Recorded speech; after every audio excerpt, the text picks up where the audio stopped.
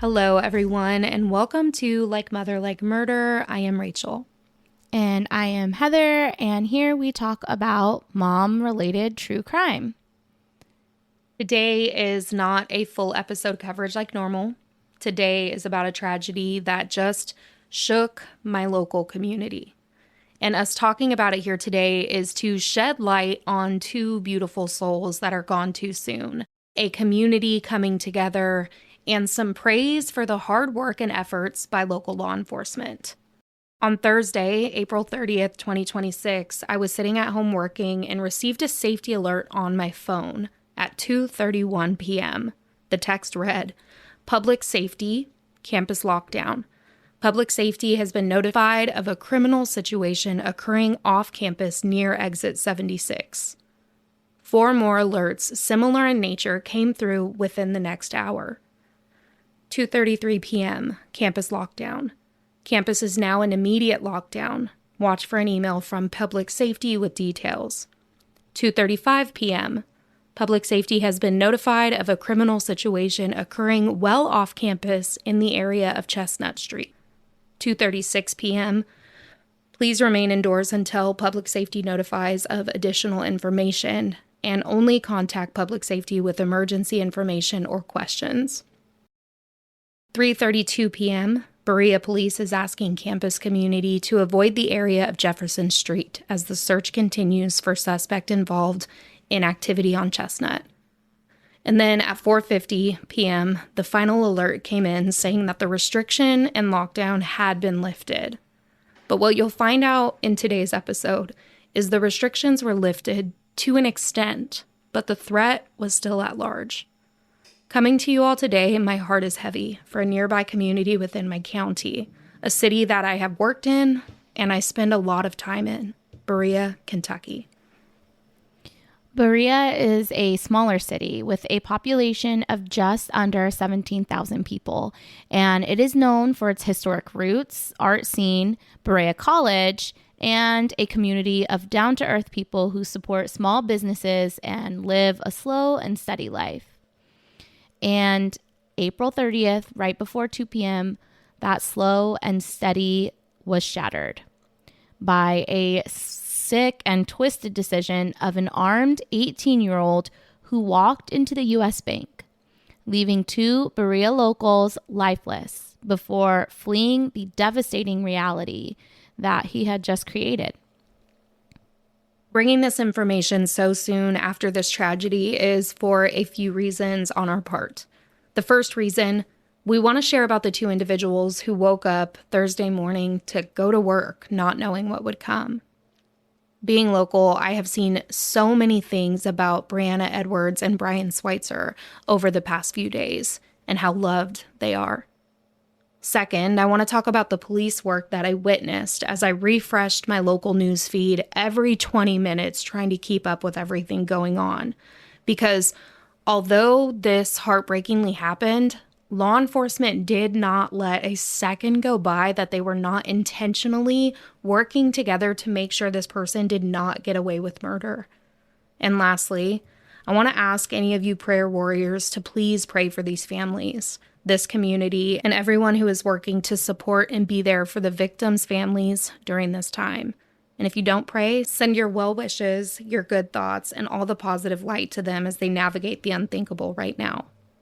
Breanna Edwards was only 35 years old. She was a newlywed, and she had a passion for photography. I read that she loved her community and all of the relationships that she had built within over the past few years here. Brian Sweitzer was only 42 years old. He was a husband, a father, and a provider for his family, as his wife stayed home with their 3 children. They both worked at the U.S. Bank in Berea. They woke up that morning, headed to work like any other Thursday. The routine of get up and go, hug and kiss your family goodbye, tell them you'll see them later, but the devastating reality is that someone else took that fate from them. GoFundMes were created for both Brian and Breanna and are linked in the show notes and will be on our social media page for you if you're able to donate or share. This is one of the main reasons I even wanted to bring this today so quickly after the fact, to be able to give any support to these families, monetarily, prayers, any of it. Now, another thing that I wanted to touch on briefly and just honestly commend is the police work that I saw take place. Very often we cover missing persons cases or unsolved cases and question over and over what went wrong, how things were missed, why didn't things seem as important right off the bat, whatever it may be. And as I say that, I'm not trying to shame anyone who is out here working to keep us safe or those trying to solve crimes. But witnessing multiple forces come together to make sure that this person did not get away, I have nothing but respect for their efforts. So as you heard, Rachel read alerts at the beginning of today's episode, which began around 2:30 p.m. The shooting had occurred right around 2 p.m. on April 30th. Calls were made, law enforcement was dispatched, and they immediately got to work securing the area, calling in for backup. They knew that the shooter had fled, and they were able to go from this criminal violence taking place to a federal charge within 24 hours. Local law enforcement, state law enforcement, and federal law enforcement all played a part in this manhunt. FBI, Kentucky State Police, Berea Police Department, the ATF, U.S. Marshals, Lexington PD, Richmond PD, Madison County Sheriff's Department all worked together. And it was because of them teaming up that they were able to figure out who this masked person was. In a press conference, Olivia Olson, a special agent with the FBI in Louisville, said this, quote, "While there is no longer imminent danger, we understand that the tragedy is far from over for the community. The only solace that we can offer is that this individual who valued a human dollar more than 2 human lives will be held accountable to the fullest extent of the law," end quote. And she adds that although they can't explain why this tragedy occurred, they can explain how it was brought to an end. So he walked into the bank fully covered, with just a sliver of his eyes showing. He wore a hoodie and a mask to cover his face. And then he took off. I want to add here, the picture of him was released to our community probably within the first or second hour. They had gotten that photo immediately. I have a feeling that each and every single person who was working on this case said, hell no, not today, not here, and they got to work. All of that is still coming to light, and I do not have all of the information yet. But what I will say is that from camera systems and footage being pulled to identify the vehicle immediately, it was a BMW with Alabama plates, to finding a name and a Facebook page, finding photos on that page that showed the pants and the shoes that he was wearing during the robbery and shooting. All of these things helped. They were able to pinpoint who they believed it was. They continued tracking him, and they were able to track that he took that car to Somerset, Kentucky, which is about 45 minutes south of Berea, where the robbery and the shooting took place. And they found him, where then he led law enforcement on a high-speed chase for 80 miles, all the way to Lexington, straight down the I-75, going speeds of 100 to 130 miles per hour. All of that happened in the early morning hours of May 1st, where he then crashed his car into a tree and started fleeing on foot once again.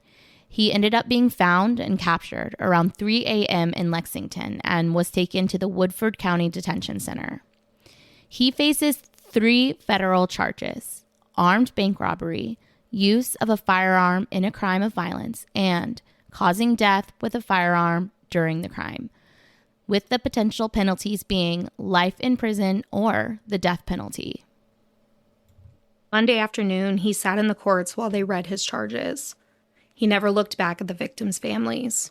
He only glanced towards his family as he was being taken out of the courtroom, as they sobbed. He waived his right to a detention hearing, and he will remain in the custody of the U.S. Marshals. I applaud the work that law enforcement did. My heart aches for the family and friends of Breanna Edwards and Brian Sweitzer, and I ask you all to send your thoughts, prayers, well wishes to these families. I also feel for the family of the perpetrator. So much pain and loss from such a horrific choice from one person. And I chose not to say his name throughout this. It's available. You can look it up if you want to.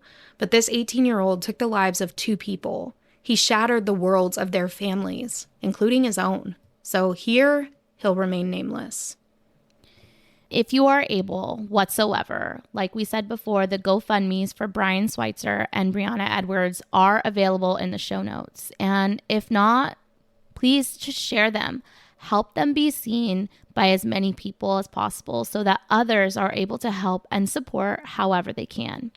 Another thing we wanted to add is that the U.S. Bank has also set up a memorial fund account for both Brian and Breanna, and they will be matching a portion of what's donated, which you're able to find or access at any U.S. Bank location. That is it for today. We will talk to you guys next Tuesday. Until then, we hope you all have a good weekend. Okay, love you. Bye. Okay, love you. Bye.